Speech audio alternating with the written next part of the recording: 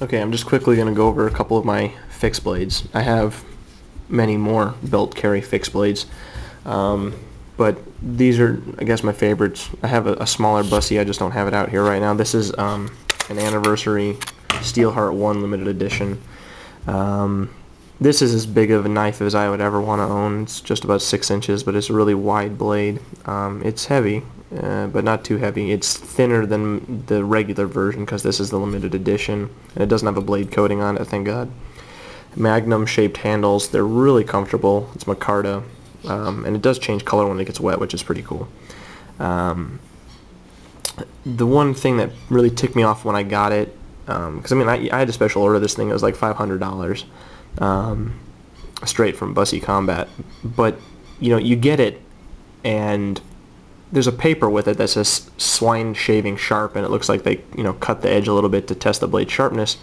But as far as I could tell, it was barely usable for an edge. So I spent a lot of time with my Waterstones polishing the bevel and putting on a much sharper edge. I didn't make it any narrower, I just made it sharper because I still wanted this thing to be able to chop and whatnot, and it definitely improved it. I don't know how much else I can say about this knife. I mean, from my experience, which is limited, big knives like this don't have many purposes. They can chop, they can pry things, they can slice stuff that you don't need very thin slices. So basically, yeah, it's a camp knife, not a hunting knife, not a skinning knife, a bushcraft knife, maybe, whatever you want to call it. And it's barely it's just at the limit of what I would carry on my belt in terms of size and weight. Especially, this sheet is light, but the leather one's a little bit heavier. And if you've got this thing on your belt all day, it might get annoying. I would assume that a lot of people would strap this to a backpack or something. And if you're going to be camping, this is a good knife to have with you. But that being said, this is a much smaller knife from Rat Cutlery. It's much smaller, much lighter, same type of blade, drop point, and much thinner. 1095 carbon steel, which is very similar to INFI steel that Busse uses. Orange G10 handles, but it's not really the same type of orange G10 that I'm used to seeing. The stuff that's on my Murray Carter knives, which I have a comparison right here. I don't know how well this camera can show it, but this is very rough and very dull, almost plasticky feeling, whereas this is very smooth and very shiny and has much more depth to it. I don't know if they're slightly different versions of G10 or it's just how you finish it that makes the difference. Granted, this is a production knife, not a custom knife, but it works. This is the knife that I use and abuse, even though it doesn't show it because I haven't had it very long.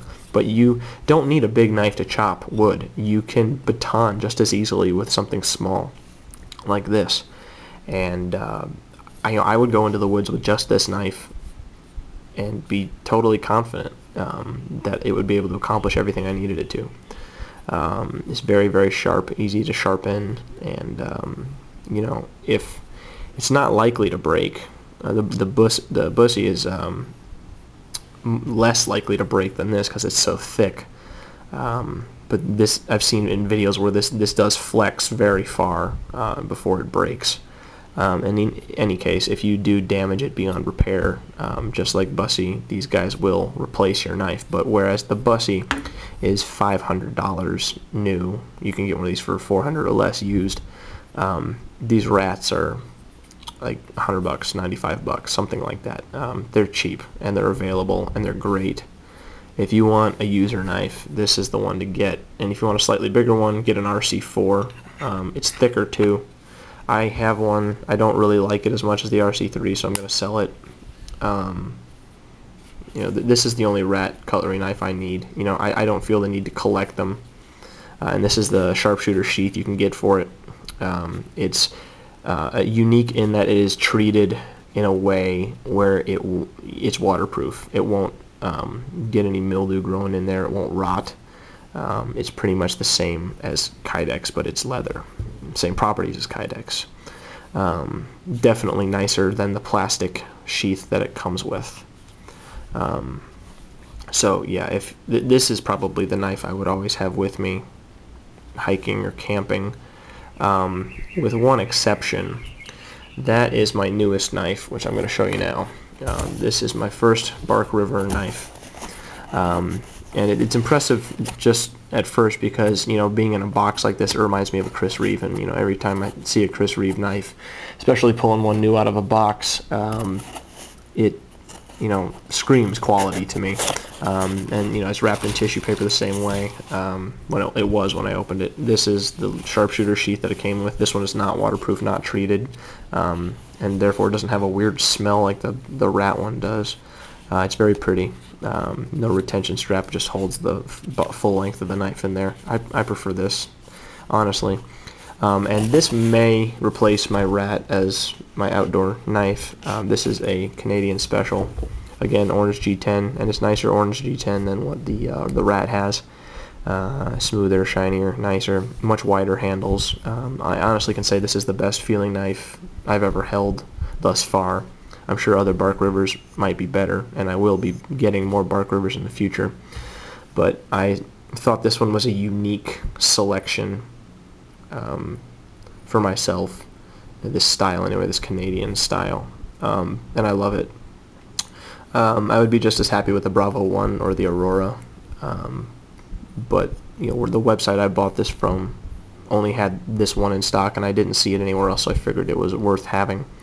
The box says it's supposed to sell for $189.95. I think I got it for $146, which is a good deal in my eyes. It's not light. It's pretty decently heavy, but not obtrusively heavy. You could carry this on your belt all day and not notice it. But it's got just enough weight to do light chopping, and that would be successful. Plus, it's got the convex grind that all Bark Rivers have, which I have no experience with really, but I like it so far. It's very sharp, and I love the feel and the shape of the blade. It's something totally unique, and you can understand that it's special just by holding it and looking at it. You don't even really need to use it. But using it, you know, is the ideal thing to do because you really see how well this edge performs. It slices. I mean, it's not a thin knife by any means compared to my, you know, the Carters, which, you know, they're about half the thickness. This slices just as well. So the miracles of the convex grind really is what it is. I don't know how much else I can say about this. I want to keep talking about it just because I'm so impressed with it. Oh, well, here's one thing. Yesterday, you probably can't see it on this camera. Yesterday I was posing this knife for pictures, and I was trying to lay it up against the sheath like this, and it's just under its own weight sliced into the sheath right here and right here. Nothing serious, but you know, if that had been skin, it would not have been pleasant. This is honestly one of the sharpest knives I've ever owned, and is well worth it. It is A2 steel, which is similar to something like a INFI from Busse or the 1095 that a lot of other people use, or I would say it's most similar to the D2, which Bob Dozer is famous for. It's carbon steel, which is what you're supposed to have for knives as far as I'm concerned. If I could have a Sebenza with carbon steel, I would. It's just better. I don't care about rust. I take care of my knives.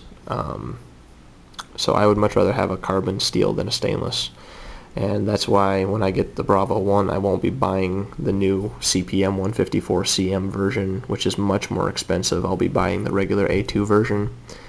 Because, in my opinion, you can't really do better than any carbon steel for a knife.